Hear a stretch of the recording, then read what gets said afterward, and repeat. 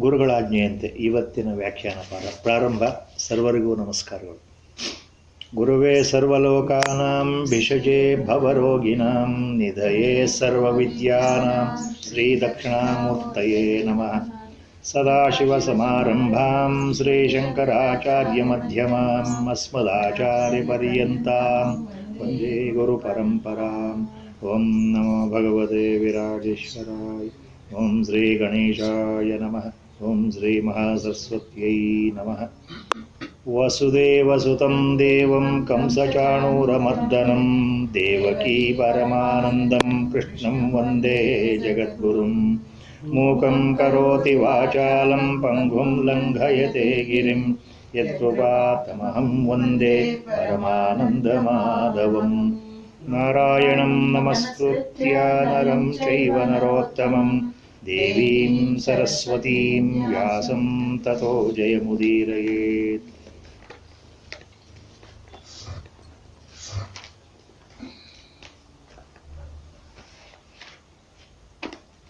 ಹನ್ನೊಂದನೇ ಅಧ್ಯಾಯ.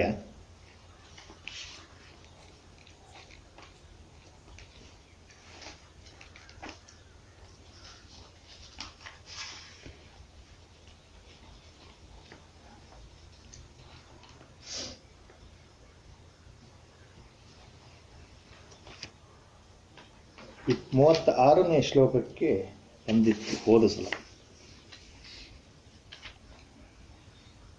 ವಿಶ್ವರೂಪ ದರ್ಶನದಲ್ಲಿ ಭಗವಂತನ ಉಗ್ರ ಸ್ವರೂಪವನ್ನು ನೋಡಿದ ನಂತರ ಯಾರಿಂದಲೂ ಊಹೆ ಮಾಡಿಕೊಳ್ಳಿಕ್ಕೂ ಸಾಧ್ಯ ಇಲ್ಲದೆ ಇರತಕ್ಕಂತಹ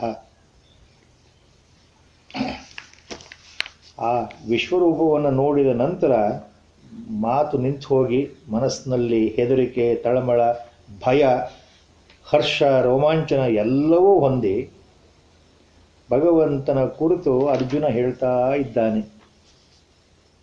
ಭಗವಂತನ ವಿರಾಟ್ ತತ್ವ ದರ್ಶನ ಆದ ನಂತರ ಭಗವಂತ ಏನು ಅಂತ ಸ್ವಲ್ಪ ಮಟ್ಟಿಗೆ ಅರ್ಥ ಆಗ್ತಾ ಇದೆ. ಎಷ್ಟು ಪ್ರಾರ್ಥನೆ ಮಾಡಿದರೂ ಸಾಲದು. ಪ್ರಾರ್ಥನೆ ಮಾಡ್ತಾ ಮಾಡ್ತಾ ಭಗವತ್ ತತ್ವದ ಅರಿವು ಆಗ್ತಾ ಇದೆ ಅರ್ಜುನನಿಗೆ ಅನ್ನೋ ಅರ್ಥದಲ್ಲಿ ಈ ಶ್ಲೋಕಗಳು ಬರ್ತಾ ಇದೆ. ಅರ್ಜುನ ವಾಚ ಅಂತ ಹೋದ ಸಲ ನಿಂತಿತ್ತು 36ನೇ ಶ್ಲೋಕ. ಸ್ಥಾನೇ ಹೃಷಿಕೇಶ ತವ ಪ್ರಕೀರ್ತ್ಯ ಜಗತ್ ಬೃಹಶ್ಯತಿ ಅನುರಜ್ಯತೆ ಚ ರಕ್ಷಾಂಸಿ ಭೀತಾನಿ ದಿಶೋ ದ್ರವಂತಿ ಸರ್ವೇ ನಮಸ್ಯಂತಿ ಚ ಸಿದ್ಧ ಸಂಗಾಃ. ಹೃಷಿಕೇಶ ತವ ಪ್ರಕೀರ್ತ್ಯ ಜಗತ್ ಬೃಹಶ್ಯತಿ. ನಿನ್ನ ಗುಣಗಾನ ಮಾಡ್ತಾ ಮಾಡ್ತಾ ಜಗತ್ತೇ ಹರ್ಷಗೊಳ್ತಾ ಇದೆ, ಅನುರಾಗವನ್ನು ಹೊಂದುತ್ತಾ ಇದೆ, ಸಂತೋಷವನ್ನು ಹೊಂದುತ್ತಾ ಇದೆ. ರಕ್ಷಾಂಸಿ ಭೀತಾನಿ ದಿಶೋ ದ್ರವಂತಿ. ತಮೋಗುಣ ಪ್ರಧಾನರಾದಂತಹ ತಾಮಸೀ ವೃತ್ತಿಲಿರ್ತಕ್ಕಂತಹ ರಾಕ್ಷಸರು ಹೆದರಿಕೆಯಿಂದ ನಿನ್ನ ರೂಪವನ್ನು ನೋಡಿ ಅಥವಾ ನಿನ್ನ ಆ ಒಂದು ಉಪಸ್ಥಿತಿಯನ್ನು ನೋಡಿ ಸರ್ವ ದಿಕ್ಕುಗಳಲ್ಲಿ ಓಡಿ ಹೋಗ್ತಾ ಇದ್ದಾರೆ. ಸಮಸ್ತ ಸಿದ್ಧಗಣಗಳು ನಿನ್ನನ್ನು ಕುರಿತು ಸದಾ ಕಾಲ ನಮಸ್ಕಾರ ಮಾಡ್ತಾ ಇದ್ದಾರೆ, ಸ್ತುತಿಗಳನ್ನು ಮಾಡ್ತಾ ಇದ್ದಾರೆ, ಗುಣಗಾನವನ್ನು ಮಾಡ್ತಾ ಇದ್ದಾರೆ. ನಮಸ್ಯಂತಿ ಚ ಸಿದ್ಧ ಸಂಗಾಹ. ಇದನ್ನು ಹೇಳ್ತಾ ಹೇಳ್ತಾ ಮತ್ತೆ ಭಗವಂತನ ಬಗ್ಗೆ ಏನು ಹೇಳ್ತಾ ಇದ್ದಾನೆ ಅರ್ಜುನ ಅಂತಂದರೆ, ಕಸ್ಮಾಚ್ಚತೇನ ನಮೇರನ್ ಮಹಾತ್ಮನ್ ಗರೀಯಸೆ ಬ್ರಹ್ಮಣೋಪ್ಯಾದಿಕರ್ತೆ ಅನಂತ ದೇವೇಶ ಜಗನ್ನಿವಾಸ ತ್ವಮಕ್ಷರಂ ಸದಸತ್ತತ್ಪರಂ ಯತ್. ಭಗವತ್ ತತ್ವದ ಆ ಸ್ವರೂಪದ ಬಗ್ಗೆ ಆಳವಾಗಿ ಇಳಿತಾ ಇಳಿತಾ ಅರ್ಜುನನಿಗೆ ಏನು ಅರ್ಥ ಆಗ್ತಾ ಇದೆ, ಯಾವ ರೀತಿ ಅದು ತಿಳಿಸ್ಕೊಡ್ತಾ ಇದ್ದಾನೆ ಅಂದರೆ, ಯಾರಿಗೂ ಲಭ್ಯವಿಲ್ಲದಂತಹ ದರ್ಶನವನ್ನು ನೋಡಿದ ನಂತರ ಇದುವರೆಗೂ ತಾನು ನಂಬಿರತಕ್ಕಂತಹ ತನ್ನ ಗೆಳೆಯ ಅಥವಾ ಬಂಧು ಅಥವಾ ಮಿತ್ರ, ಶ್ರೇಷ್ಠ ಮಿತ್ರ ಅಂತ ಲೆಕ್ಕದಲ್ಲಿ ಕೃಷ್ಣನನ್ನು ಕಾಣ್ತಾ ಇದ್ನೋ ಆ ಕೃಷ್ಣ ಸಾಧಾರಣ ಮನುಷ್ಯನಲ್ಲ ಅಂತ ಅಲ್ಲಿಗೆ ಬರ್ತಾ ಇದ್ದ Arjuna. So Arjuna has become totally mystified, totally hypnotised, totally he has become almost speechless because all the feelings which are there in his mind, they are not finding sufficient words to explain or express. So he is, whether coherently or incoherently, with all the love, affection, and that feeling of being graced, being honored by the presence of the Lord, whom he had considered earlier as his close friend, just a close friend and a human being, and just a relative. Now he has been exposed to this reality. This is a revelation. The reality or the revelation has hit him so hard, it is like a lightning strike. ಸಿಡಿಲು ಬಡಿದಾಗ ಆಗತಕ್ಕಂಥ ಅನುಭವ ಏನು ಅನ್ನೋದು ನಾವು ಬರೀ ಕೇಳಿ ತಿಳ್ಕೊಳ್ಳೋದು ಅಷ್ಟೇ ಹೊರತು ಅನುಭವಿಸಿದ್ದಲ್ಲ.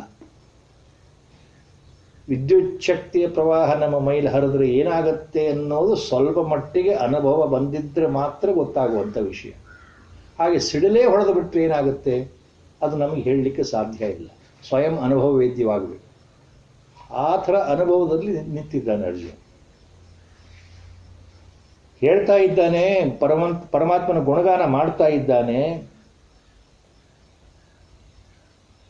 ಕಸ್ಮಾಚ್ಯತೇನ ನಮೇರನ್ ಮಹಾತ್ಮನ್ ಅಂತ ಆತನಿಗೆ ಸಂಬೋಧನೆ ಮಾಡ್ತಾ ಇದ್ದಾನೆ. ಹೇ ಪರಮಾತ್ಮ, ಮಹಾ ಆತ್ಮ, ಮಹಾತ್ಮನೇ.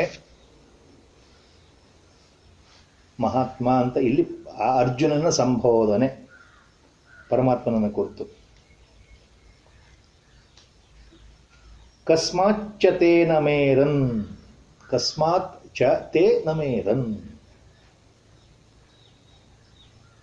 ನಿನಗೆ ನಮಸ್ಕಾರ ಮಾಡದೆ ಇರೋರು ಯಾರಪ್ಪ ಪರಮಾತ್ಮ? ಎಲ್ಲರೂ ನಿನಗೆ ನಮಸ್ಕಾರ ಮಾಡ್ತಾರೆ, ತಲೆ ಬಗ್ಗಿಸ್ತಾರೆ ಅನ್ನೋ ಅರ್ಥ. ಗರೀಯಸೆ ಬ್ರಹ್ಮಣೋಪ್ಯಾದಿ ಕರ್ತೆ ಬ್ರಹ್ಮಣ ಅಪಿ ಆದಿಕರ್ತೆ. ಜಗತ್ತು ಸೃಷ್ಟಿಗೆ ಕಾರಣ ಆಗಿರತಕ್ಕಂತಹ ಯಾರನ್ನು ನಾವು ಚತುರ್ಮುಖ ಬ್ರಹ್ಮ ಅಥವಾ ಪ್ರಜಾಪತಿ ಬ್ರಹ್ಮ ಅಥವಾ ಹಿರಣ್ಯಗರ್ಭ ಅಂತ ಹೆಸರುಗಳಲ್ಲಿ ಕರಿತಾ ಇದ್ದೇವೆ, ಆ ಬ್ರಹ್ಮನಿಗಿಂತಲೂ ಸರ್ವಶ್ರೇಷ್ಠನಾಗಿದ್ದೀಯೇ.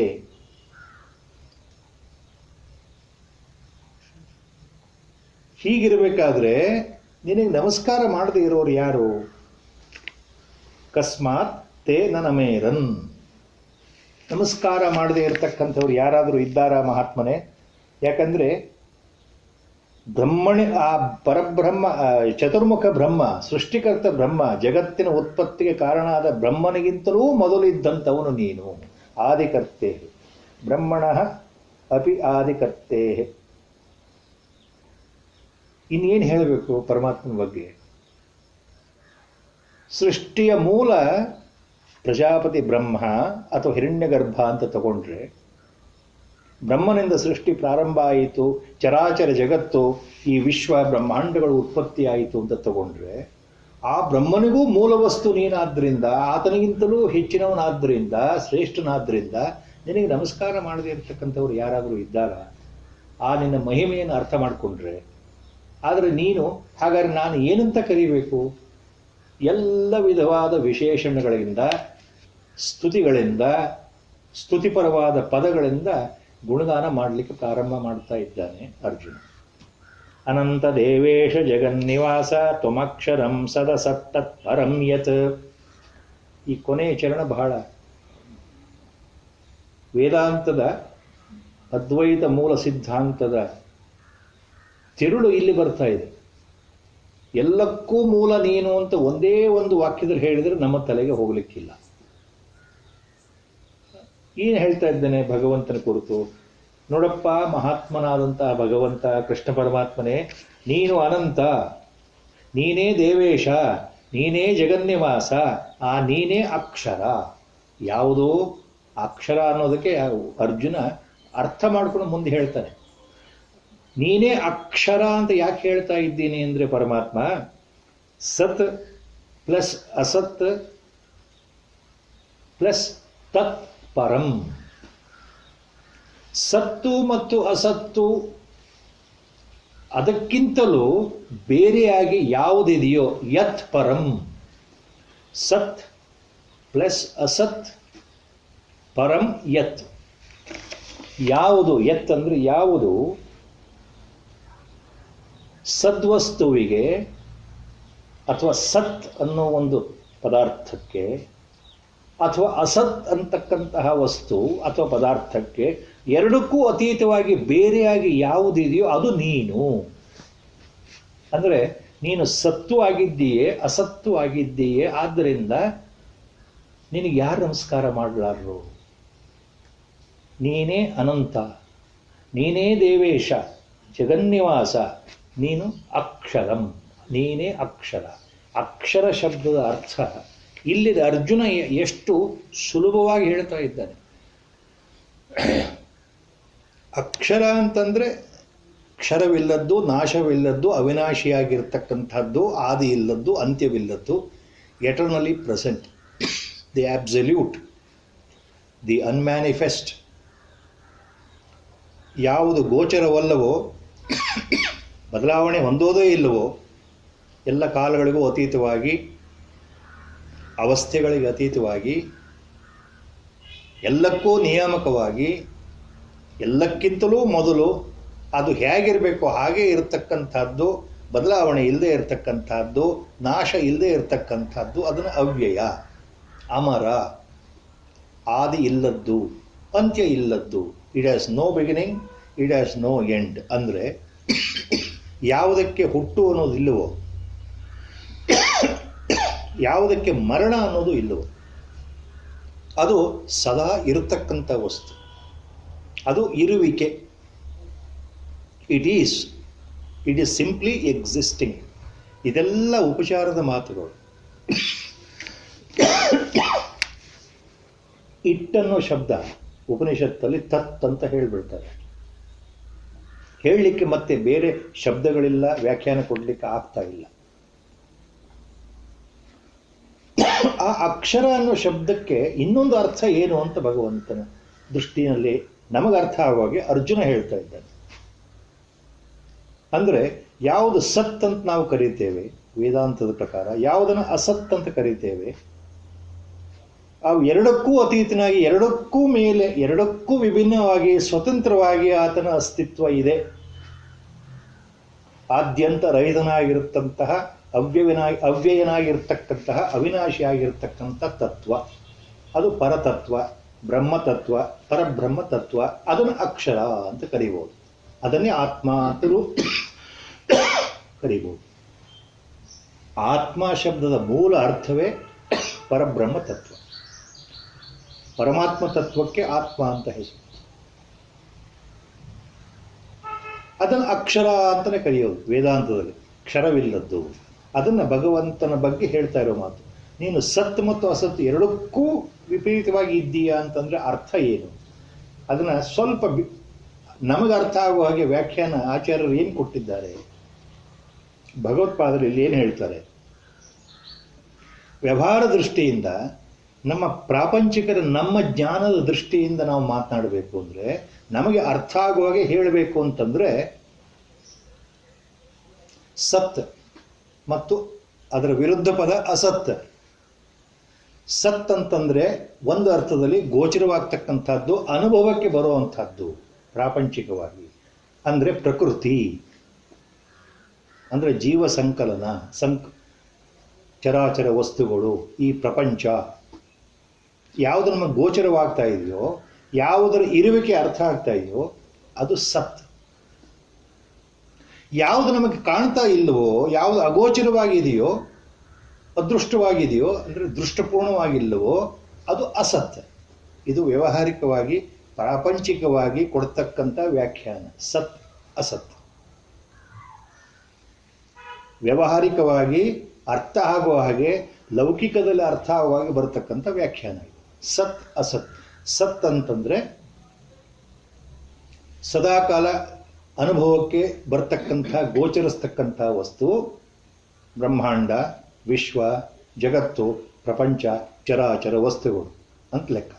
ಅಸತ್ ಕಣ್ಣಿಗೆ ಕಾಣದೇ ಇರತಕ್ಕಂಥ ಅಗೋಚರವಾದ ವಿಷಯ ಅಂತ ಅರ್ಥ.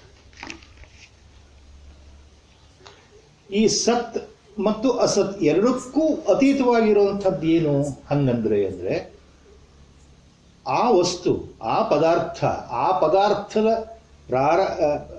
ಸನಿಹದಿಂದ, ಆ ಪದಾರ್ಥದ ಸಂಕಲ್ಪದಿಂದ, ಆ ಪದಾರ್ಥದ ಇರುವಿಕೆಯಿಂದ ಈ ಸತ್ ಮತ್ತು ಅಸತ್ ಇದೆ. ಸತ್ ಮತ್ತು ಅಸತ್ತಿನ ಇರುವಿಕೆಗೆ ಆ ಪದಾರ್ಥವೇ ಮೂಲ ಕಾರಣ. ಇದು ಕಾರ್ಯಕಾರಣ ಸಂಬಂಧದಲ್ಲಿ ಬರುವಂಥದ್ದು. ಆ ಪದಾರ್ಥದ ಸನಿಹ ಮಾತ್ರದಿಂದ ಸತ್ತು ಉದ್ಭವ ಆಗಿದೆ, ಅಸತ್ತು ಉದ್ಭವ ಆಗಿದೆ. ಇದು ಪ್ರಾಪಂಚಿಕ ವ್ಯಾಖ್ಯಾನ.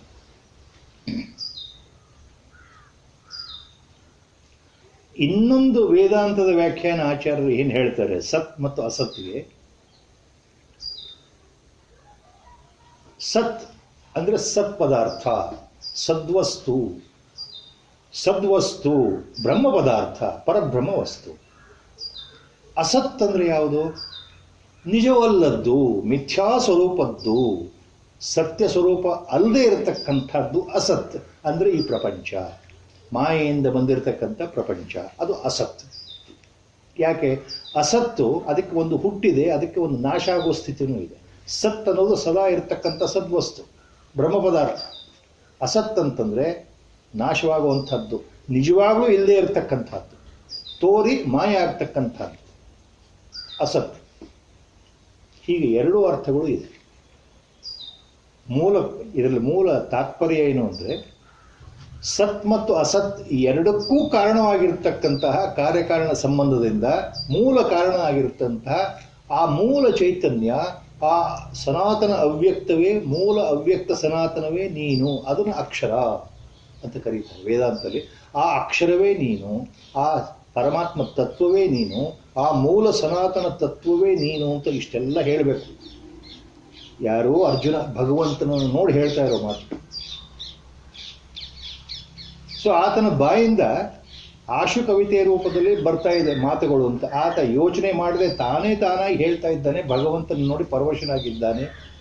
ಭೀತಿ ಇದೆ, ಧೈರ್ಯ ಉಡುಗಿದೆ, ನಡುಕ ಇದೆ, ಹೆದರಿಕೆ ಇದೆ, ಜೊತೆಗೆ ಒಳಗಡೆಯಿಂದ ರೋಮಾಂಚನ ಇದೆ, ಹರ್ಷ ಇದೆ.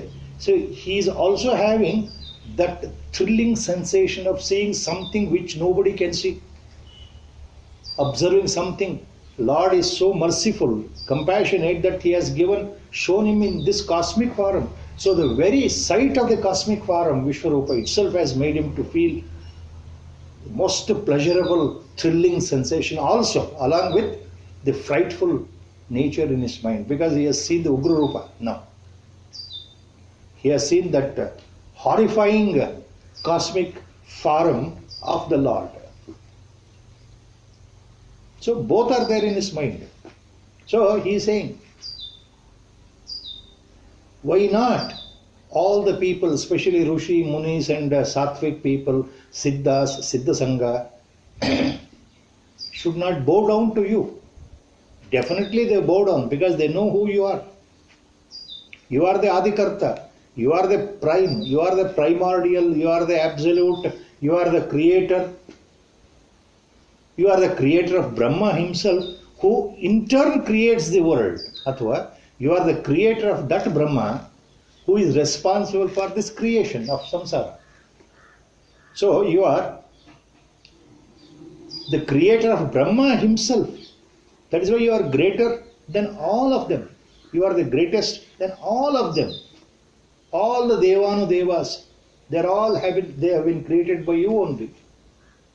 So ನೀನು ಎಷ್ಟು ದೊಡ್ಡವನು ಅಂತಂದರೆ, ಬ್ರಹ್ಮನೇ ನಿನ್ನಿಂದ ಸೃಷ್ಟಿಯಾಗಿದ್ದಾನೆ, ಆ ಬ್ರಹ್ಮನಿಂದ ಪ್ರಪಂಚ ಸೃಷ್ಟಿಯಾಗಿದೆ. ದೇವತೆಗಳು ಬಂದಿದ್ದಾರೆ, ಋಷಿಗಳು ಬಂದಿದ್ದಾರೆ, ಮುನಿಗಳು ಬಂದಿದ್ದಾರೆ, ಸಿದ್ಧರು ಬಂದಿದ್ದಾರೆ, ಯಕ್ಷರು ಬಂದಿದ್ದಾರೆ, ಗಂಧರ್ವರು ಬಂದಿದ್ದಾರೆ, ರಾಕ್ಷಸರು, ದೈತ್ಯರು, ದಾನವರು, ಅಸುರರು, ಮತ್ತೆ ಮನುಷ್ಯಗಣ, ಪ್ರಾಣಿಗಣ ಎಲ್ಲವೂ ನಿನ್ನಿಂದ ಬಂದಿದೆ. ಯಾರಿಂದ? ಆ ಬ್ರಹ್ಮನಿಂದ.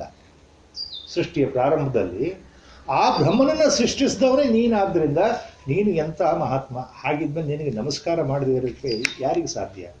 Everybody knowing this fact will bow down to you because you are the ultimate truth.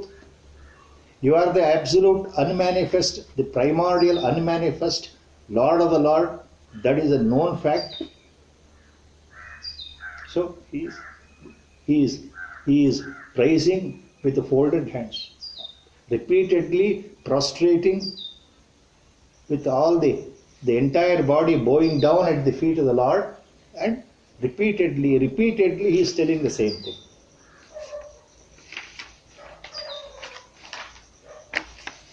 And Arjuna continues.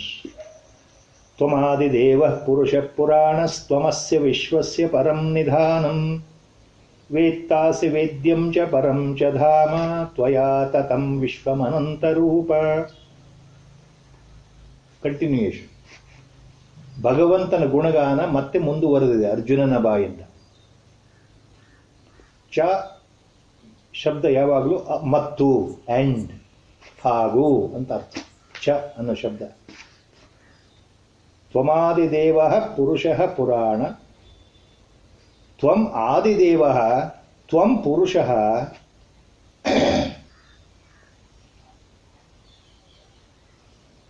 ತ್ವಂ ಪುರಾಣಃ ಅಸ್ಯ ವಿಶ್ವಸ್ಯ ಪರಂ ನಿಧಾನಂ.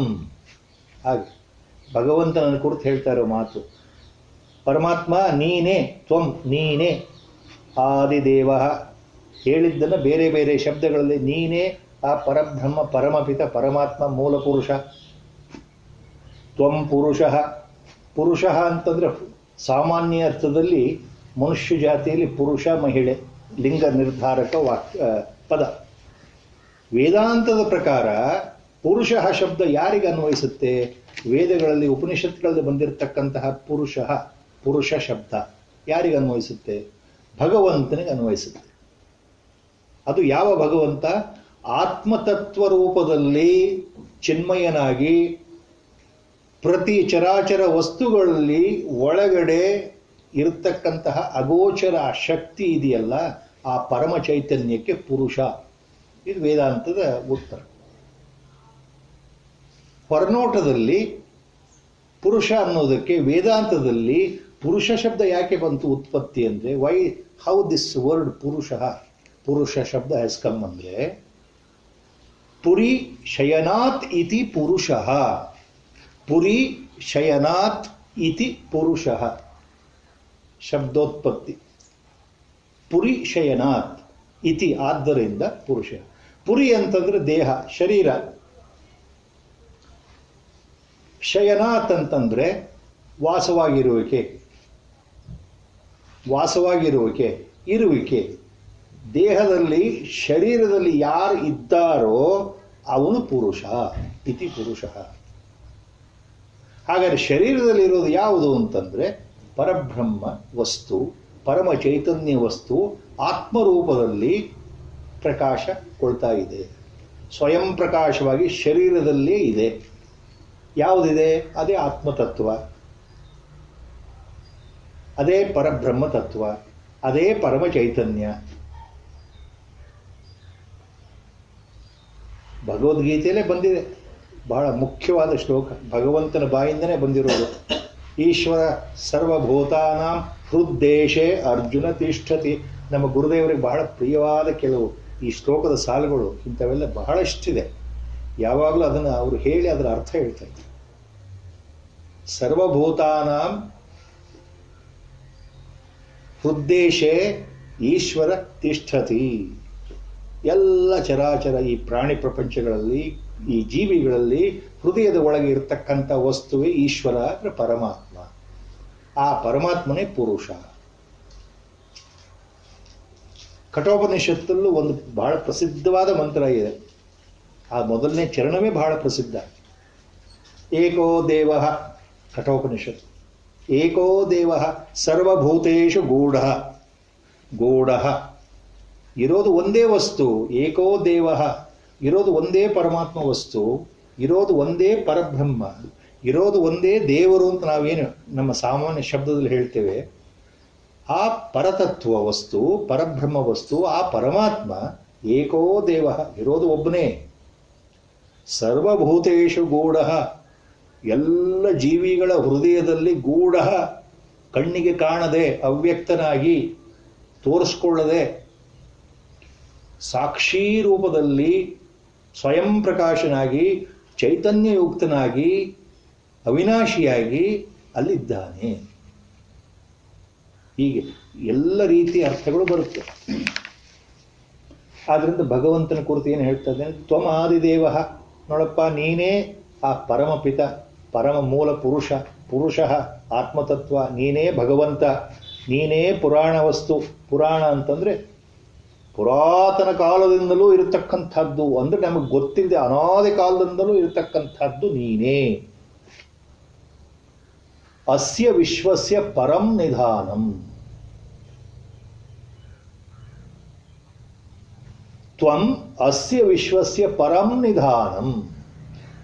ತ್ವಮಾದಿದೇವ ಪುರುಷ ಪುರಾಣಸ್ತ್ವಮಸ್ಯ ವಿಶ್ವಸ್ಯ ಪರಂ ನಿಧಾನಂ.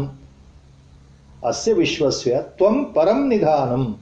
ಈ ಇಡೀ ಬ್ರಹ್ಮಾಂಡಕ್ಕೆ ಅಥವಾ ಈ ವಿಶ್ವಕ್ಕೆ ನೀನೇ ಪರಮಗತಿ, ನೀನೇ ಪರಂ ನಿಧಾನಂ ಅಂತಂದ್ರೆ ಆಶ್ರಯ ಸ್ಥಾನ.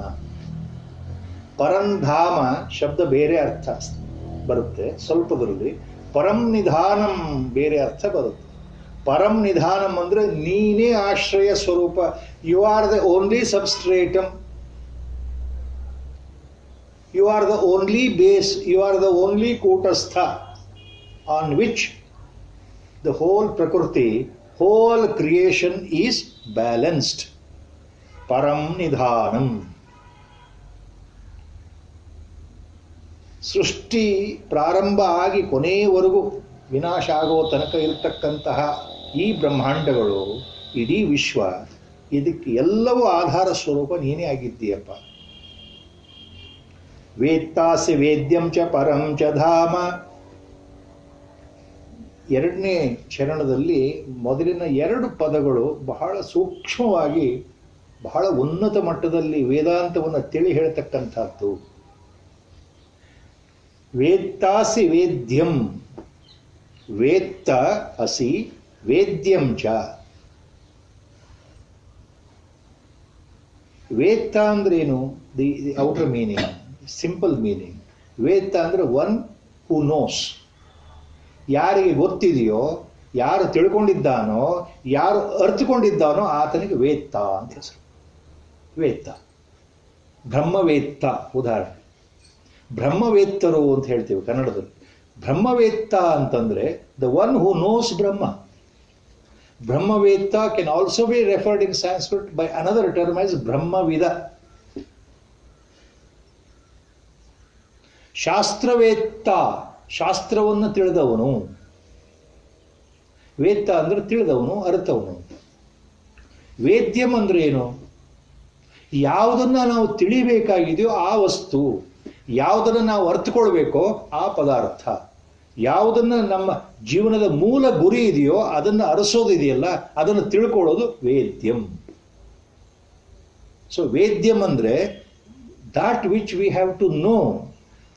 The only primordial goal of the human life or human birth is ultimately to know the truth, to know the reality.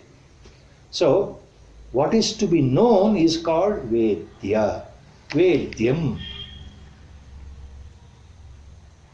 ಯಾವುದು ತಿಳುವಳಿಕೆಗೆ ಬಂದಿದೆಯೋ, ಯಾರಿಗೆ ಎಲ್ಲವೂ ತಿಳಿದಿದೆಯೋ ಅವನು ವೇತ್ತ. ಸೊ ಈ ಎರಡು ಶಬ್ದಗಳನ್ನು ಹೇಳ್ತಾ ಅರ್ಜುನ ಏನು ಹೇಳ್ತಾ ಇದ್ದಾನೆ ಪರಮಾತ್ಮನ ಬಗ್ಗೆ? ನೋಡಪ್ಪ, ನೀನು ಎಲ್ಲವನ್ನೂ ಅರ್ಥವನು, ನಿನಗೆ ಎಲ್ಲವೂ ಗೊತ್ತಿದೆ, ಅಂದರೆ ನೀನು ಸರ್ವಜ್ಞ. ಅಂದರೆ ಒಳ ಅರ್ಥ, ನನಗೇನು ಗೊತ್ತಿಲ್ಲ, ನಾನು ಅಲ್ಪಜ್ಞ, ನಾನು ಅಜ್ಞಾನದಲ್ಲಿದ್ದೇನೆ, ನೀನು ಸ್ವಯಂ ಜ್ಞಾನ ಪ್ರಕಾಶ, ಸ್ವಯಂ ಸರ್ವಜ್ಞನಾಗಿದ್ದೀಯ, ಎಲ್ಲವನ್ನೂ ಅರ್ಥಿದ್ದೀಯ, ಆ ಅರಿವಿಕೆಯೇ ನೀನಾಗಿದ್ದೀಯ. You know the entire knowledge, you know the complete jnana, and you have become the jnana itself, you have become that absolute knowledge itself. ಆದ್ದರಿಂದ ನೀನು ವೇತ್ತ. ನಮ್ಮಂಥವರು ಮಾನವರು ನಾವೇನು ತಿಳ್ಕೊಳ್ಬೇಕು? ನಮ್ಮ ಮೂಲ ಗುರಿ ಏನು? ನಮ್ಮ ಉದ್ದೇಶ ಏನು? ಈ ನಮ್ಮ ಜನ್ಮದ ಮೂಲ ಉದ್ದೇಶ ಯಾವುದು? ಆ ನಿನ್ನನ್ನು ಅರಿಯೋದು, ಆ ಪರಮಾತ್ಮನನ್ನು ಸಾಕ್ಷಾತ್ಕಾರ ಮಾಡಿಕೊಳ್ಳೋದು, ಆ ಆತ್ಮನನ್ನು ಸಾಕ್ಷಾತ್ಕಾರ ಮಾಡಿಕೊಳ್ಳೋದು. ಅಥವಾ ಈ ಅಲ್ಪಜ್ಞನಾಗಿ ಅಜ್ಞಾನದಿಂದ ನಾನು ಅಂದರೆ ಈ ಶರೀರ ಅಂತ ಭಾವ ಇದೆಯಲ್ಲ, ಮೋಹದಿಂದ ಮಾಯೆಯ ಪ್ರಭಾವದಲ್ಲಿ ನಿಜವಾಗ್ಲೂ ಇದನ್ನು ಹೊಡೆದೋಡಿಸೋದು. ನಿಜವಾದ ನಾನು ಯಾರು ಅನ್ನೋದು ಅರ್ಥಕ್ಕೆ ಅನುಭವಕ್ಕೆ ಬರುವಂಥದ್ದು, ಅದು ತಿಳಿಯಬೇಕಾಗಿರ್ತಕ್ಕಂಥ ವಸ್ತು. ಹಾಗೆ ತಿಳಿಸ್ಕೊಡೋನು ನೀನೇ ಅಂತ ಅರ್ಥ. ವೇದ್ಯಂ ಅಂದರೆ ನೀನು ತಿಳಿದವನು, ತಿಳಿಯಲ್ಪಡುವವನು. See, that is how it comes the meaning. So you are the knower and you are the knowable. Vetta and vedyam. Vetta, you are the knower. Tvam Vetta, you are the knower of the truth. That means you yourself is absolute truth. Vedyam, you are knowable, the one which we should know, that you yourself. So that is the point. ನೀನು ಅರಿಯಲ್ಪಡುವವನು. ಎರಡೂ ನೀನೇ. ಅರಿತಿರೋದು ನೀನೇ, ಅರಿಯಬೇಕಾಗಿದ್ದು ನೀನೇ. ಅಂದರೆ ನಾವು ತಿಳ್ಕೊಳ್ಬೇಕಾಗಿದ್ದು ನಿನ್ನನ್ನೇ ಅನ್ನೋ ಅರ್ಥದಲ್ಲಿ ವೇತ್ತಾಸಿ ವೇದ್ಯಂ ಚ ಪರಂ ಚ ಧಾಮ. ಪರಂ ಧಾಮ ಚ ಅಂದರೆ ಹಾಗೂ, ಮತ್ತು, ಆ್ಯಂಡ್ ಪರಂಧಾಮ. ನೀನು ಶಾಶ್ವತ ಪರಂಧಾಮವೇ ಆಗಿದ್ದೀಯ ಅಂತ ಉಪನಿಷತ್ತಲ್ಲಿ ಒಂದು ಕಡೆ ಒಂದು ಶಬ್ದ ಬರುತ್ತೆ, ಭೂಮ ಅಂತ. ಭೂಮ ಅನ್ನೋ ಶಬ್ದವು ಆತ್ಮತತ್ವವನ್ನೇ, ಪರತತ್ವವನ್ನೇ, ಪರಮಾತ್ಮ ತತ್ವವನ್ನೇ ಹೇಳ್ತಕ್ಕಂಥ ಮತ್ತೊಂದು ಅವ್ಯಯವಾದ ಪದ ಅದು. ಭೂಮ ಅಂತಂದ್ರೆ ಪರತತ್ವ, ಪರಬ್ರಹ್ಮ ತತ್ವ. ಹಾಗೆ ಪರಂಧಾಮ ಅಂತಂದ್ರೆ ಹೊರಗಿನ meaning, outer meaning. If you take Parandhama means the abode of Lord. ಭಗವಂತನ ಆವಾಸ ಸ್ಥಾನಕ್ಕೆ ಪರಂಧಾಮ. Vaikuntha for example. Parandhama is very dearer to the Vaishnavite philosophy propounded by Sri Madhvacharya, and Sri Vaishnavite philosophy propounded by Sri Ramanujacharya. They are very fond of using this word Parandhama. Both the Acharyas ultimately say that liberation, mukti, moksha means finally entering the abode of Lord Narayana. That abode is called Vaikuntha. He is Vaikuntapati. So to enter into his abode, ಪರಮಾತ್ಮನ ಆವಾಸ ಸ್ಥಾನವಾದ ವೈಕುಂಠ ಲೋಕ, ಆ ವೈಕುಂಠ ಲೋಕದ ಪ್ರವೇಶಕ್ಕೆ ಅಧಿಕಾರಿಯಾದರೆ, ನಾವು ಹೋದರೆ ಅದೇ ನಮ್ಮ ಮುಕ್ತಿ. That is our liberation. ಮತ್ತೆ ಅದು ಮುಂದೆ ಹೋಗುತ್ತೆ. ವೇದಾಂತದ ಪ್ರಕ್ರಿಯೆಗಳು, ದ್ವೈತ ಸಿದ್ಧಾಂತದಲ್ಲಿ ಮುಂದೇನಾಗುತ್ತೆ ಅದು ಸದ್ಯಕ್ಕೆ ಬೇಡ. ವೈಕುಂಠ ಲೋಕ ಪ್ರವೇಶ ಮಾಡೋದೇ ಸಹ ನಮಗೆ ಮುಕ್ತಿಗೆ ಕಾರಣ. ಮತ್ತೆ ಪುನರ್ಜನ್ಮ ಇಲ್ಲ, ಮತ್ತೆ ನೀವು ಭೂಮಿಗೆ ಬರೋದಿಲ್ಲ, ಮತ್ತೆ ಜನ್ಮ ಬರೋದಿಲ್ಲ, ಜನ್ಮರಾಹಿತ್ಯ ಸ್ಥಿತಿ ಅಂತ ಅವ್ರು ಹೇಳ್ತಾರೆ. ಆದ್ದರಿಂದ ವೈಕುಂಠ, ಆ ವೈಕುಂಠ ಅನ್ನೋದಕ್ಕೆ ಪರಂಧಾಮ ಅಂತ ಬಹಳ ಹೆಚ್ಚಿನ ಮಟ್ಟಿಗೆ ವೈಷ್ಣವೈಟ್ ಮತ್ತು ಶ್ರೀ ವೈಷ್ಣವ ಸಿದ್ಧಾಂತಗಳಲ್ಲಿ ಈ ಶಬ್ದವನ್ನು ಬಹಳ ಬಹಳ ಸುಂದರವಾಗಿ ಗೌರವದಿಂದ ಬಳಸ್ತಾರೆ. ಭಗವಂತನ ಪರಂಧಾಮ. ಹಾಗೆ ಆದ್ದರಿಂದ ಇಲ್ಲೇನು ಹೇಳ್ತಾ ಇದ್ದಾನೆ ಅರ್ಜುನ, ನೋಡಪ್ಪ, ನೀನೇ ಎಲ್ಲ ತಿಳ್ಕೊಂಡಿರೋವನು, ತಿಳಿಯಲ್ಪಡುವವನು, ನೀನೇ ಪರಂಧಾಮ ಅಂದ್ರೆ ನೀನೇ ಗತಿ. ತ್ವಯ ವಿಶ್ವಂ ತತಂ ಅನಂತರೂಪ. ನೀನೇ ಅನಂತರೂಪ. ತ್ವಯಾ ತತಂ ವಿಶ್ವಂ ಅನಂತರೂಪ. ತ್ವಯಾ ವಿಶ್ವಂ ತತಂ. ಸಂಪೂರ್ಣ ಈ ವಿಶ್ವ ಅಂದರೆ ಬ್ರಹ್ಮಾಂಡಗಳಿಂದ ಕೂಡಿರ್ತಕ್ಕಂಥ ಈ ಶಕ್ತಿ ಏನಿದೆ, ಈ ಪ್ರಕೃತಿ ಏನಿದೆ, ಈ ಸೃಷ್ಟಿ ಏನಿದೆ, ತ್ವಯಾ ತತಂ, ನಿನ್ನಿಂದ ಆವರಿಸ್ಕೊಳ್ಪಟ್ಟಿದೆ, ವ್ಯಾಪಿಸಲ್ಪಟ್ಟಿದೆ. You have covered the entire creation, all these galaxies in the whole of universe, covered by you only. Tatam means covered. They are spread in you. You have covered them completely. So you are that Anantarupa. Now Arjuna says, Vettasi Vedyam cha Param cha Dhama Tvaya Tatam Vishwam Anantarupa. You are that manifest of myriads of forms, Anantarupa. ಸಾವಿರಾರು ರೂಪಗಳಲ್ಲಿ ಜೀವಿಗಳೇನು ಕಾಣುತ್ತಲ್ಲ ನಮಗೆ, ಸಸ್ಯ ಜೀವಿಗಳು, ಪ್ರಾಣಿಗಳು, ಈ ಪ್ರಪಂಚ, ಮತ್ತು ನಿರ್ಜೀವ ವಸ್ತುಗಳು, ಇವೆಲ್ಲವೂ ನಿನ್ನ ರೂಪವೇ ಅಂತ. ಯಾಕಂದ್ರೆ ಎಲ್ಲದರೊಳಗೂ ನೀ ಇದ್ದೀಯ ಅಂದರೆ ಎಲ್ಲದರೊಳಗೂ ನಿನ್ನನ್ನೇ ನಾವು ಕಾಣಬೇಕು ಅಂತ ಅರ್ಥ.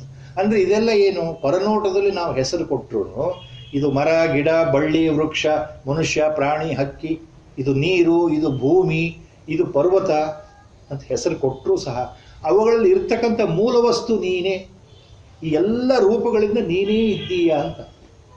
ಆದ್ದರಿಂದ ಅನಂತ ರೂಪ ಅಂತ ಕರೀತಾ ಇದ್ದಾನೆ ಭಗವಂತನನ್ನ ಅರ್ಜುನ. ನೀನೇ ಅಪ್ಪ ಅನಂತ ರೂಪ, ನೀನೇ ಸರ್ವಜ್ಞ, ನೀನೇ ಎಲ್ಲವನ್ನೂ ತಿಳಿದವನು, ನೀನೇ ಎಲ್ಲರಿಂದ ತಿಳಿಯಲ್ಪಡ್ತಕ್ಕಂತಹ ಆ ಅಜೇಯ ವಸ್ತು. ಆದ್ದರಿಂದ ತ್ವಯ ವಿಶ್ವಂ ತತಂ, ತತಂ ವ್ಯಾಪಿಸಲ್ಪಟ್ಟಿದೆ. The whole universe is covered by you. ತ್ವಯ ತತಂ ವಿಶ್ವಂ ಅಂತ ಹೇಳ್ತಾ ಇದ್ದಾನೆ ಅರ್ಜುನ. ಯಾಕೆ ಅಂದರೆ ಹಿಂದೆನೇ ಪರಮಾತ್ಮ ಹಿಂದಿನ ಅಧ್ಯಾಯದಲ್ಲಿ 2 ಸಲ ಈ ಶಬ್ದವನ್ನು ಪರಮಾತ್ಮನೇ ಅದನ್ನು ಬಳಸ್ಬಿಟ್ಟಿದ್ದಾನಲ್ಲ. 9ನೇ ಅಧ್ಯಾಯಕ್ಕೆ ಹೋದರೆ ಅಥವಾ ಅದರ ಹಿಂದೆ ಹೋದರೆ ಏನ ಸರ್ವಂ ಇದಂ ತತಂ ಅಂತ ಒಂದು ಕಡೆ ಪರಮಾತ್ಮ ಹೇಳಿದ್ದಾನೆ. ಏನ ಸರ್ವಂ ಇದಂ ತತಂ, ನಾನು ಇವೆಲ್ಲವನ್ನು ನೀನೇನು ನೋಡ್ತಾ ಇದ್ದೀಯ ತಿಳ್ಕೊಳ್ತೇವೆ ಎಲ್ಲವನ್ನೂ ವ್ಯಾಪಿಸಿದ್ದೇನೆ ಅಂತ ಪರಮಾತ್ಮ ಹೇಳೇ ಬಿಟ್ಟಿದ್ದಾನೆ. ಪರಮಾತ್ಮ ಹೇಳಿರುವ ಶಬ್ದವನ್ನೇ ಇಲ್ಲಿ ಈತ ಬಳಸ್ತಾ ಇದ್ದಾರೆ. ಹೌದಪ್ಪ, ನಿನ್ನಿಂದ ಎಲ್ಲ ವ್ಯಾಪಿಸಲ್ಪಟ್ಟಿದೆ. ಪರಮಾತ್ಮ ಅಲ್ಲೇನು ಹೇಳ್ತಾನೆ ಹಿಂದ್ಗಡೆ, ಏನ ಸರ್ವಂ ಇದಂ ತತಂ ಅಂತ ಶುರುವಾಗುತ್ತೆ ಶ್ಲೋಕ. ಹಾಗೆ ಇಲ್ಲಿ ಅದನ್ನು ಮನಸ್ಸಲ್ಲಿ ಇಟ್ಕೊಂಡು ಅರ್ಜುನ ಏನು ಹೇಳ್ತಾ ಇದ್ದಾನೆ, ತ್ವಯ ವಿಶ್ವಂ ತತಂ ವ್ಯಾಪಿಸಲ್ಪಟ್ಟಿದೆ. So you are the primal ancient purana. Ancient ಅಂದರೆ ಪ್ರೈಮಾರ್ಡಿಯಲ್, ಲಾಂಗ್ ಸ್ಟ್ಯಾಂಡಿಂಗ್, ಏನ್ಷಿಯಂಟ್ ಅನ್ನೋ ಅರ್ಥ. ಅತ್ಯಂತ ಪುರಾತನವಾದ ಪ್ರಸಿದ್ಧವಾದ ಪುರುಷ ನೀನೇ ಆಗಿದ್ದೀಯೆ. And your abode is the supreme abode. Universe is completely under covered by you in all respects. You are the knower, you are the knowable. The whole universe is pervaded by you. That is how he goes on and goes on. ಭಗವಂತನ ಸ್ತುತಿಗೆ ಇಲ್ಲಿ ಯಾವ ರೀತಿಯಲ್ಲಿ ಹೇಳಬೇಕು ಗೊತ್ತಾಗ್ತಾ ಇಲ್ಲ. ಹಾಗೆ ಬಹಳ ಸಂತೋಷದಿಂದ, ಬಹಳ ಆ ಒಂದು ರೋಮಾಂಚನ ಇದೆಯಲ್ಲ, ಭಗವಂತನ ಕೃಪೆ ನನಗೆ ಸಿಕ್ಕಿದೆ, ಭಗವಂತನ ಈ ರೂಪ ನಾನು ನೋಡ್ತಾ ಇದ್ದೇನೆ ಅಂತ ಹೇಳ್ತಾ ಇದ್ದಾನೆ. ಮುಂದೆ ವಾಯುರ್ಯಮೋಗ್ನಿರ್ವರುಣಃ ಶಶಾಂಕಃ ಪ್ರಜಾಪತಿಸ್ತ್ವಂ ಪ್ರಪಿತಾಮಹಶ್ಚ ನಮೋ ನಮಸ್ತೆಸ್ತು ಸಹಸ್ರಕೃತ್ವಾ ಪುನಶ್ಚ ಭೂಯೋಪಿ ನಮೋ ನಮಸ್ತೆ, ಪುನಶ್ಚ ಭೂಯೋಪಿ ನಮೋ ನಮಸ್ತೆ. Again and again I bow down to your lotus feet lord. ಮತ್ತೆ ಮತ್ತೆ ಭಗವಂತನಿಗೆ ಕೈ ಮುಗಿದು ಬಾಯಿನಲ್ಲಿ ಭಗವಂತನ ಸ್ತುತಿ ಮಾಡ್ತಾ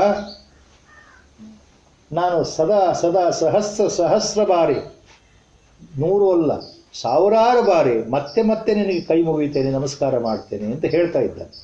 ಸಹಸ್ರಕೃತ್ವ ಅಂತಂದರೆ 1000 ಸಲ. ಭೂಯಃ ಅಪಿ ಅಂದರೆ ಅಗೇನ್ ಅಂಡ್ ಅಗೇನ್. ಭೂಯಃ ಅಪಿ ಅಗೇನ್ ಅಂಡ್ ಅಗೇನ್. ಪುನಃ ಚ ಮತ್ತೆ ಮತ್ತೆ again and again. Same words. ಭೂಯಃ ಪುನಃ, they mean the same. Again and again, repeatedly ನಮೋ ನಮಸ್ತೆ, ನನಗೆ ನಮಸ್ಕಾರ, 1000 ಸಲ ನಮಸ್ಕಾರ ನಾನು ಮಾಡ್ತಾನೆ ಇದ್ದೇನೆ. ಇದು ನನ್ನ ನಮಸ್ಕಾರ, ಸ್ವೀಕಾರ ಮಾಡು. I bow down myself. Why? Because ಭಗವಂತನ ಬಗ್ಗೆ ಗುಣಗಾನ ಇನ್ನು ಏನು ಹೇಳಬೇಕು? ಮನಸ್ಸಿಗೆ ಬಂದಿದ್ದು ಎಲ್ಲವನ್ನೂ ಹೇಳಬೇಕಲ್ಲ. ಎಲ್ಲವೂ ನೀನೇ ಅಂತ ಒಂದೇ ಶಬ್ದದಲ್ಲಿ ಭಗವಂತ ಹೇಳಿದಾಗೆ ಈತನು ಹೌದಪ್ಪ ಎಲ್ಲವೂ ನೀನೇ ಅಂತಂದ್ರೆ ನಮಗೆ 2 ಲೈನಲ್ಲಿ ಮುಗಿದು ಹೋಗ್ತಾ ಇತ್ತು. ಆದ್ದರಿಂದ ಏನು ಹೇಳಬೇಕು? ನೋಡಪ್ಪ, ನೀನೇ ಭಗವಂತ, ನೀನೇ ವಾಯು, ನೀನೇ ಯಮ, ನೀನೇ ಅಗ್ನಿ, ನೀನೇ ವರುಣ, ನೀನೇ ಶಶಾಂಕ. ಶಶಾಂಕ ಅಂದರೆ ಚಂದ್ರ. ನೀನೇ ಪ್ರಜಾಪತಿ. ಪ್ರಜಾಪತಿ ಅಂತಂದರೆ ಪ್ರಜೆಗಳ ಮೊದಲ ಪಿತ. ಬ್ರಹ್ಮನಿಂದ ಆದೇಶವಾಗಿ ಪ್ರಜೆಗಳ ಉತ್ಪತ್ತಿಗೆ ಕಾರಣವಾದಂಥ ಮೊದಲನೇ ಪಿತ ಪ್ರಜಾಪತಿ, ದಕ್ಷ ಬ್ರಹ್ಮ ಅಂತ ಹೇಳಿ. ದಕ್ಷನಿಗೆ ಪ್ರಜಾಪತಿ ಅಂತ ಹೆಸರು. ಹಾಗೆ ನೀನೇ ಆ ದಕ್ಷ ಬ್ರಹ್ಮ, ಅದು ದಕ್ಷ ಪ್ರಜಾಪತಿ. ನೀನೇ ಪ್ರಪಿತಾಮಹಶ್ಚ. ಪ್ರಪಿತಾಮಹಶ್ಚ ನಮಗೆ ಪಿತಾಮಹ ಅಂತಂದರೆ ವೇದಾಂತದಲ್ಲಿ ನಮ್ಮನ್ನು ಎಲ್ಲ ಸೃಷ್ಟಿಗೆ ಕಾರಣವಾಗಿರ್ತಕ್ಕಂತಹ ಬ್ರಹ್ಮ, ಚತುರ್ಮುಖ ಬ್ರಹ್ಮ. Brahma Vishnu ಮಹೇಶ್ವರರಲ್ಲಿ ತ್ರಿಮೂರ್ತಿಗಳಲ್ಲಿ The one aspect of the divinity is Brahma, Srishtikarta. So he is our Pita, Pitamaha. He is our real father. Because Brahma created the world ಅಂತಂದ್ರೆ, he created us ಅಂತಂದ್ರೆ, he is our father, divine father. ಪಿತಾಮಹ. ಅಂತಹ ಬ್ರಹ್ಮನ ತಂದೆ ಯಾರು? ಆ ಬ್ರಹ್ಮನನ್ನೇ ಸೃಷ್ಟಿ ಮಾಡಿದವರು. ನಮಗೇನಾಗಬೇಕು? ಬ್ರಹ್ಮ ನನಗೆ ಪಿತಾಮಹ ಅಂತ ನಾನು ಕರೆದ್ರೆ, ಬ್ರಹ್ಮನ ತಂದೆಯನ್ನು ಏನು ಕರಿಬೇಕು? ಪ್ರಪಿತಾಮಹ, ಪ್ರಪಿತಾಮಹ, grandfather. If Brahma I call as my real father, then what I should call you? I should call you as my grandfather ಅಂತ ಅರ್ಥ. ಅಂದರೆ ಬ್ರಹ್ಮನ ಸೃಷ್ಟಿಯೇ ನಿನ್ನಿಂದ ಆಗಿದೆ ಅಂದರೆ ನೀನು ನಮಗೆ ಪ್ರಪಿತಾಮಹ ಸ್ಥಾನದಲ್ಲಿದ್ದೀಯ. So you are the Vayu, you are the wind gods. Without Vayu life cannot sustain anywhere in all the 3 worlds. ತ್ರಿಲೋಕದಲ್ಲಿ ವಾಯು ಸಂಚಾರವಿಲ್ಲದೆ ಜೀವ, ದೇವಾನುದೇವತೆಗಳು, ಸರ್ಪಗಳು, ಉರುಗುಗಳು, ಪಾತಾಳ ಲೋಕ ಇರಲಿ, ಸ್ವರ್ಗಲೋಕ ಇರಲಿ, ಭೂಲೋಕ ಇರಲಿ, ಯಾರೂ ಇರ್ಲಿಕ್ಕೆ ಸಾಧ್ಯ ಇಲ್ಲ.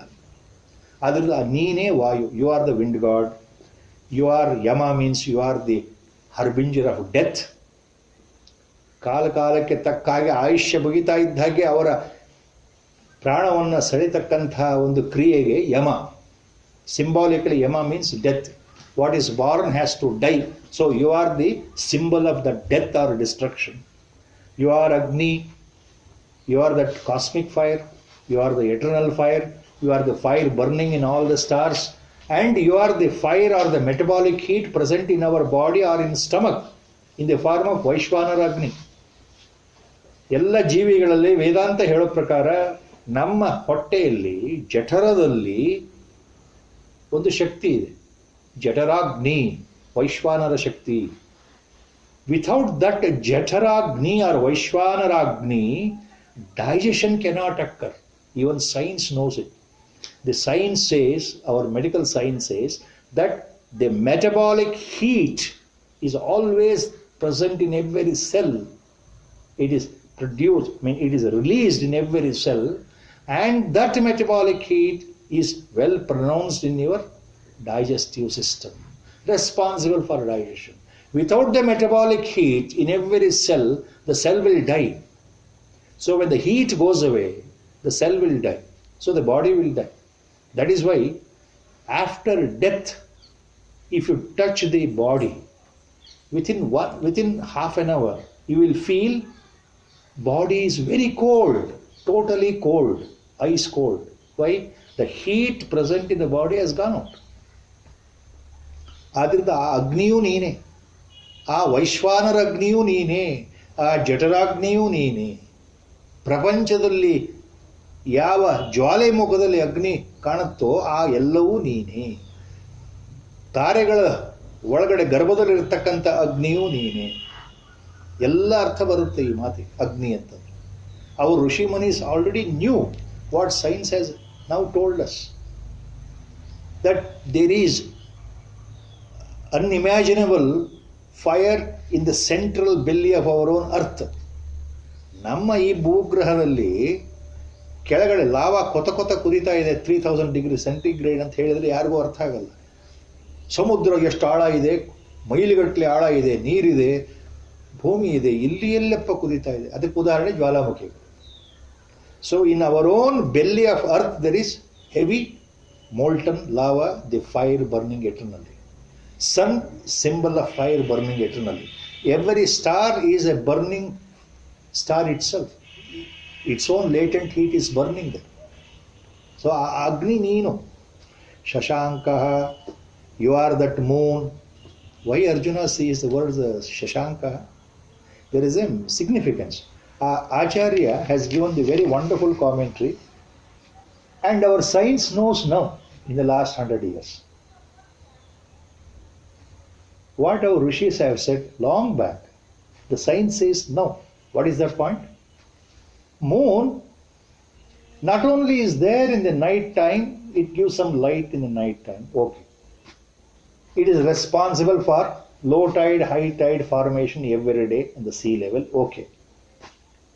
But what is the another important function of the moon anta kelidre, night time, Chandra irodrinda as a satellite around our earth, it has no primordial its own light. It gives out the reflected light from the sun.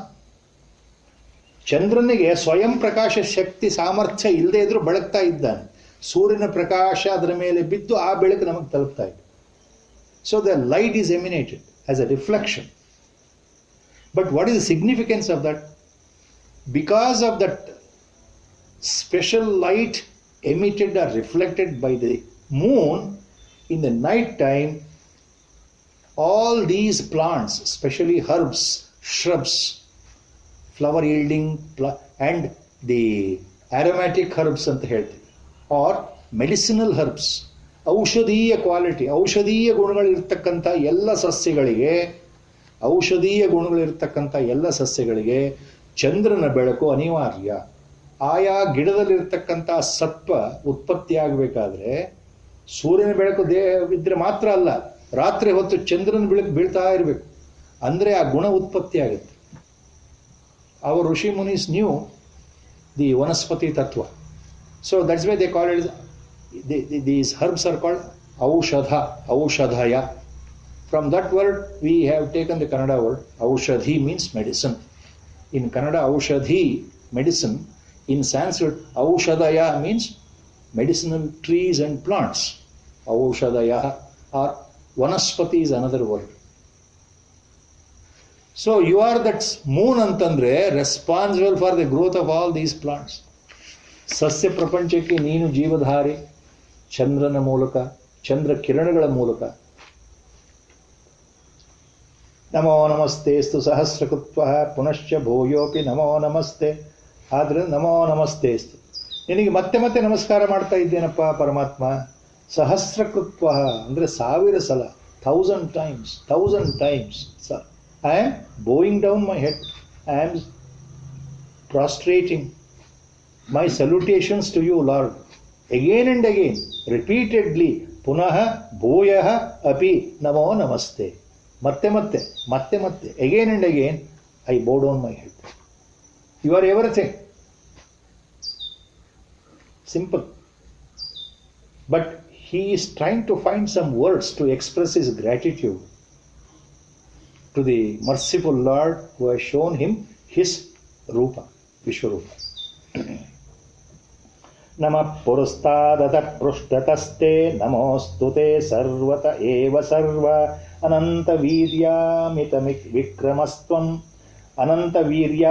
vikramastam sarvam samapnoshi tatosi sarvaha.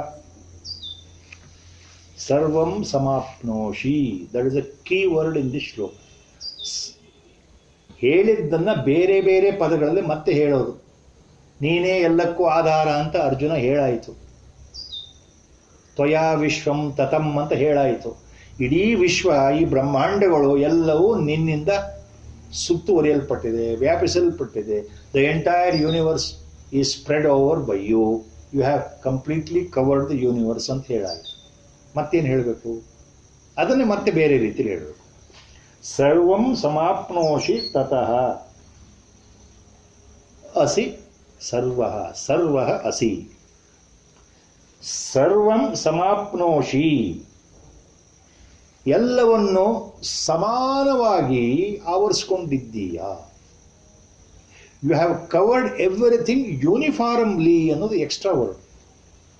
ಅಂದರೆ what Arjuna is trying to say, it is not that you are present only in your Shakti, your Atma Tattva, your Chaitanya is present only in 10% in one particular creature, one particular life form, or 20% in another life form, or 30% in another life. It is not like that.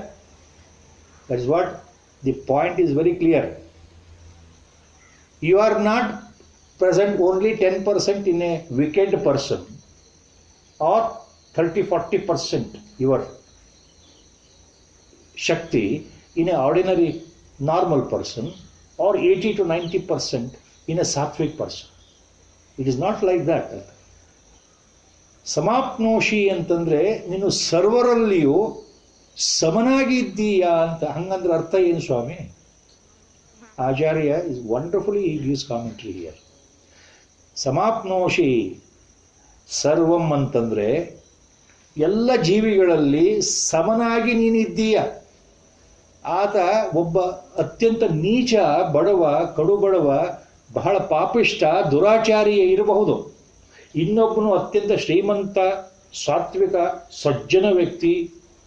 One may be highly gentleman, A great ascetic with a virtuous character.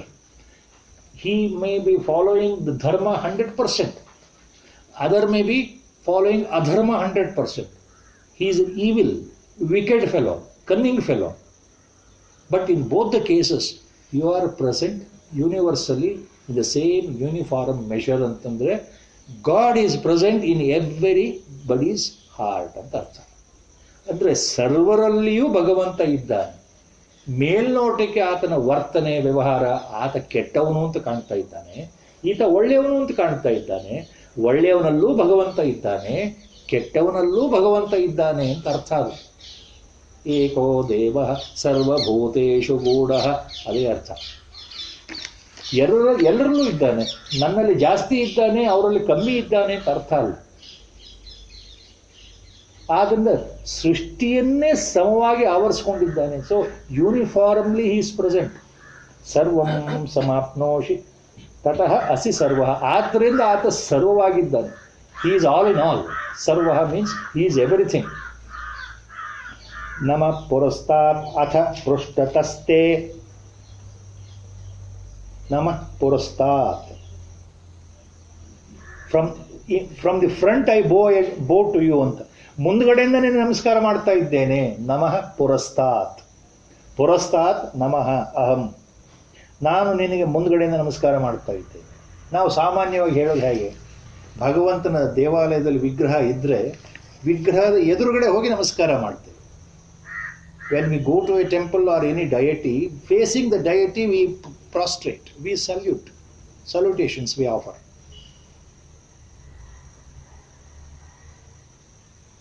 ಇಲ್ಲಿ ಏನು ಹೇಳ್ತಾ ಇದ್ದಾನೆ? ಮುಂದ್ಗಡೆಯಿಂದ ನಮಸ್ಕಾರ ಮಾಡ್ತಾ ಇದ್ದೇನೆ. ನಮಃ ಪೃಷ್ಠಸ್ತತೆ.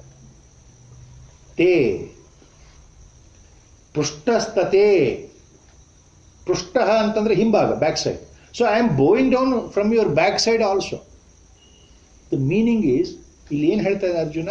ಮುಂದ್ಗಡೆಯಿಂದ ನಮಸ್ಕಾರ ಮಾಡ್ತಾ ಇದ್ದೇನೆ, ಹಿಂದ್ಗಡೆಯಿಂದ ನಮಸ್ಕಾರ ಮಾಡ್ತಾ ಇದ್ದೇನೆ ಅಂತಂದ್ರೆ ನಿಂದ ಮುಂದು ಹಿಂದು ಯಾವುದು ಗೊತ್ತಾಗ್ತಾ ಇದೆ? ಎಲ್ಲ ಕಡೆ ನೀನೇ ಇದ್ದೀಯಾ, ಎಲ್ಲವನ್ನೂ ನೋಡ್ತಾ ಇದ್ದೀಯ. ಎಲ್ಲಿ ನೋಡಿದ್ರು ನೀನೇ ಕಾಣ್ತೀಯಾ. ನಾನು ಹಿಂದ್ಗಡೆ ತಿರುಗಿದ್ರು ನೀನೇ ಇದ್ದೀಯಾ. ನಿನ್ನ ಹಿಂಭಾಗಕ್ಕೆ ಬಂದರೂ ನೀನೇ ಕಾಣ್ತಾ ಇದ್ದೀಯಾ. ನಿನ್ನ ಎಡಗಡೆ ಬಂದರೂ ನೀನೇ ಕಾಣ್ತೀಯಾ. ನಿನ್ನ ಬಲಗಡೆ ಬಂದರೂ ನೀನೇ. ಎಲ್ಲಿ ನೋಡಿದ್ರು ನೀನೇ. ನಾನು ಹೇಗೆ ತಿರುಗಿದ್ರು ಹಾಗೆ ನೀನು ಕಾಣ್ತಾ ಇದ್ದೀಯಾ. ಸರ್ವತೋಮುಖನಾಗಿದ್ದೀಯಾ ಅಂತ ಮೊದಲು ಹೇಳಿದ್ದಾನೆ. ವಿಶ್ವತೋಮುಖನಾಗಿದ್ದೀಯಾ, ಎಲ್ಲಿ ನೋಡಿದ್ರು ನೀನೇ ಕಾಣ್ತಾ ಇದ್ದೀಯಾ. ಅದನ್ನ ದೃಷ್ಟಿ ಇಟ್ಕೊಂಡು ಭಗವಂತನಿಗೆ ಏನು ಹೇಳ್ತಾ ಇದ್ದಾನೆ? O Lord, you have got that infinite power, prowess, power. So I bow down, I salute with all my feeling, because you are pervading the whole universe. So from the front I bow down, from the back I bow down, from all the sides. Namostu te sarvata eva sarva. From all sides, namaha, te namaha. I am bowing down and bowing down. Because there is nothing like front or back, because you are there everywhere. ಎಲ್ಲ ಕಡೆ ಸರ್ವಾಂತರ್ಯಾಮಿಯಾಗಿ ಸರ್ವವನ್ನು ವ್ಯಾಪರಿಸ್ಕೊಂಡ ಮೇಲೆ ನಾನು ಎಲ್ಲಿ ಅಂತ ಮಾಡಲಿ? ಎಲ್ಲ ದಿಕ್ಕಿನಲ್ಲಿ ಮಾಡಿದ್ರು ನೀನೇ ಕಾಣ್ತಾ ಇದ್ದೀಯಾ ಅನ್ನೋ ಅರ್ಥ. ನಿನಗೆ ನಮಸ್ಕಾರ ಮಾಡ್ತಾ ಇದ್ದೇನೆ ಪುನಃ ಪುನಃ ಅಂತ ಹೇಳಿದ ಮೇಲೆ ಮತ್ತೇನಾದರೂ ಹೇಳಕ್ಕೆ ಏನಾದರೂ ಶಬ್ದಗಳು ಬೇಕಲ್ಲ. ಮತ್ತೆ ಮತ್ತೆ ನಮಸ್ಕಾರ, ನೀನು ನೋಡ್ತಾ ಇದ್ದಾಗ ನಮಸ್ಕಾರ ಮಾಡಬೇಕು ಅನ್ಸುತ್ತಪ್ಪ. ಎಲ್ಲಿ ನೋಡಿದ್ರು ನೀನೇ ಕಾಣ್ತಾ ಇದೆಯಲ್ಲ. ನಾನು ಹಿಂದ್ಗಡೆ ತಿರುಗಿದ್ರು ನೀನೇ ಇದ್ದೀಯಾ, ಯಾವ ದಿಕ್ಕಿನಲ್ಲಿ ತಿರುಗಿದ್ರು ನೀನೇ ಇದ್ದೀಯಾ. So my salutation to you. You are the infinite ultimate Lord. You are pervading uniformly all over the creation. ಅನಂತ ವೀರ್ಯ ಅಮಿತ ವಿಕ್ರಮ ತ್ವಂ ಸರ್ವಂ ಸಮಾಪ್ನೋಷಿ ತತೋಸಿ ಸರ್ವಃ. You are ananta urea, Amit vikrama. These are adjectives is using. ನೋಡಪ್ಪ ಭಗವಂತ, ನೀನು ಅನಂತ ಸ್ವರೂಪ. You are the infinite. There is no beginning, there is no end, there is no middle. ನಿನಗೆ ಆದಿ ಇಲ್ಲ, ಮಧ್ಯ ಇಲ್ಲ, ಅಂತ್ಯ ಇಲ್ಲ. ಎಲ್ಲಿ ಅಂತ ನಿನ್ನ ಕೊನೆ, ಪ್ರಾರಂಭ ಎಲ್ಲಿದೆ, ನಿನ್ನ ಕೊನೆ ಎಲ್ಲಿದೆ ನನಗೆ ಗೊತ್ತಾಗ್ತಾ ಇಲ್ಲ. ಅದು ಅನಂತ ಶಬ್ದ. You are infinite. You are infinite, bigger than the biggest. ಮಹತೋ ಮಹೀಯಾನ್, ಮಹತೋ ಮಹೀಯಾನ್. You are bigger than the biggest. Whatever I can imagine, you are bigger than that. Amita Vikrama. Mita means limited. Amita means unlimited. Unlimited. Unimaginable. Uncomprehendable. ಯೋಚನೆ ಮಾಡಲಿಕ್ಕೆ ಸಾಧ್ಯವೇ ಇಲ್ಲದಿರತಕ್ಕಂತಹ, ಪರಿಮಿತಿ ಇಲ್ಲದೆ ಇರತಕ್ಕಂತಹ, ಅಪರಿಮಿತವಾದಂತಹ ಶಕ್ತಿ ಉಳ್ಳವನು, ಅಂತಹ ಶಕ್ತಿಶಾಲಿ. So you are that infinite Lord. Sarvam samapnoshi tatosi sarvam. Tatosi sarva. ಆದ್ರಿಂದ ಸರ್ವ ತತಃ ಅಸಿ. ನೀನೇ ಎಲ್ಲವೂ ಆಗಿದ್ದೀಯೆ. You are everything.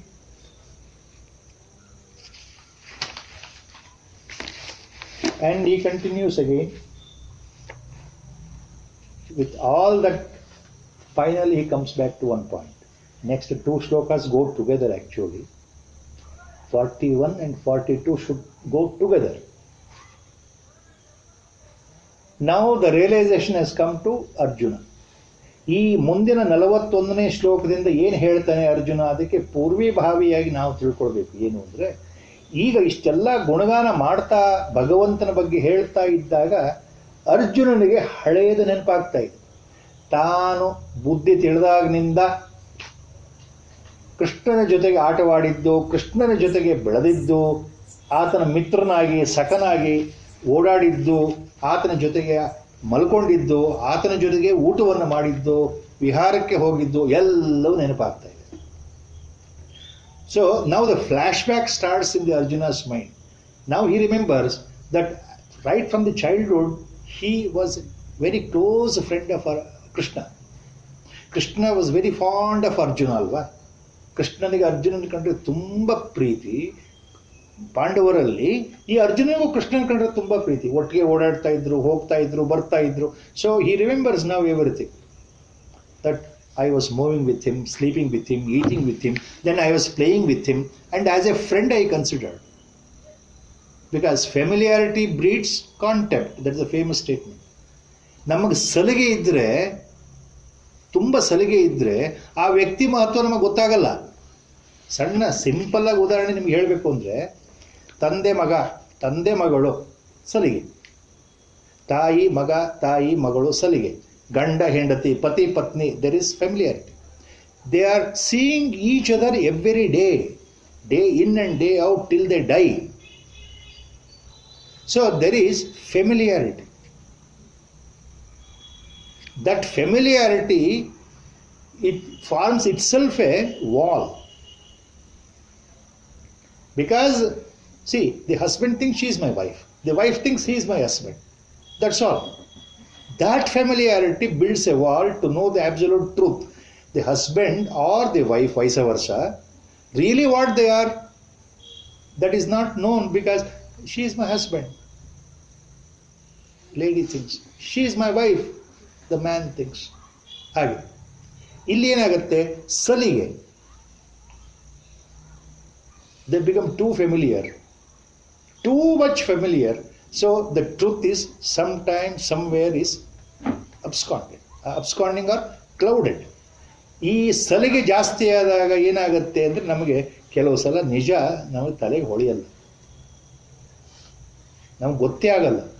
ಆ ಭಾವ ಬರ್ತಾ ಇದೆ ಅರ್ಜುನನಿಗೆ. ಇದುವರೆಗೂ ನಾನು ಸಲಿಗೆಯಿಂದ ಈತ ನನ್ನ ಸ್ನೇಹಿತ, ಬಂಧು ಅಂತೇಳಿ ಏನೆಲ್ಲ ಮಾತಾಡಿಬಿಟ್ಟೆ, ಏನೆಲ್ಲ ಬೈದುಬಿಟ್ಟೆ. ಆಟದಲ್ಲಿ ನಾವು ಮಕ್ಕಳಿದ್ದಾಗ, ಹುಡುಗರಿದ್ದಾಗ ಯಾವ್ಯಾವ ರೀತಿ ಇವನಿಗೆ ಅಪಹಾಸ್ಯ ಮಾಡಿಬಿಟ್ಟೆ, ಯಾವ್ಯಾವ ರೀತಿ ಬೈದುಬಿಟ್ಟೆ. ಅಯ್ಯೋ, ಇವನು ಪರಮಾತ್ಮ ಅಂತ ಗೊತ್ತೇ ಇಲ್ವಲ್ಲ, ನನ್ನ ಸ್ನೇಹಿತ, ನನ್ನ ತಾಯಿಯ ಸೋದರಳಿಯ ಅಷ್ಟೇ ನನಗೆ ಗೊತ್ತು, ಮತ್ತು ನನ್ನ ಭಾವನೆಂಟ ಅಂತ ಗೊತ್ತು. All that Arjuna remembered that he is a brother-in-law of Krishna. You know, when he married Subhadra, Arjuna became brother-in-law for Krishna, Allah. ಕೃಷ್ಣನ ತಂಗಿಯನ್ನು ಮದುವೆ ಆದಂಥವನಿಗೆ ಕೃಷ್ಣ ಏನಾಗ್ತಾನೆ? ಭಾವನೆಂಟ ಆಗ್ತಾನೆ. ಅರ್ಜುನ ಕೃಷ್ಣನಿಗೆ ಭಾವ ಆಗ್ತಾನೆ. ನಮ್ಮ ಒಂದು traditional way is see the Arjuna feels one step higher than Krishna because he is a brother in law. Krishna should give more respect to him because he has married his sister. So all these things are there in the life of Arjuna. So he has taken too much familiarity, too much freedom in his behavior. That is now he remembering in the next two shlokas. And it is a beautiful next shlokas are that. Guru Sankalpa, we are closing down here today. ವಸುದೇವಸುತಂ ದೇವಂ ಕಂಸಚಾಣೂರಮರ್ದನಂ ದೇವಕೀ ಪರಮಾನಂದಂ ಕೃಷ್ಣಂ ವಂದೇ ಜಗದ್ಗುರುಂ ಮೂಕಂ ಕರೋತಿ ವಾಚಾಲಂ ಪಂಗುಂ ಲಂಘಯತೆ ಗಿರಿಂ ಯತ್ಕೃಪಾತಮಹಂ ವಂದೇ ಪರಮಾನಂದಮಾಧವಂ ನಾರಾಯಣಂ ನಮಸ್ಕೃತ್ಯ ನರಂ ಚೈವ ನರೋತ್ತಮಂ ದೇವೀಂ ಸರಸ್ವತೀಂ ವ್ಯಾಸಂ ತತೋ ಜಯಮುದೀರಯೇ. ಹರಿ ಓಂ ತತ್ಸತ್. ಹರಿ ಓಂ ತತ್ಸತ್.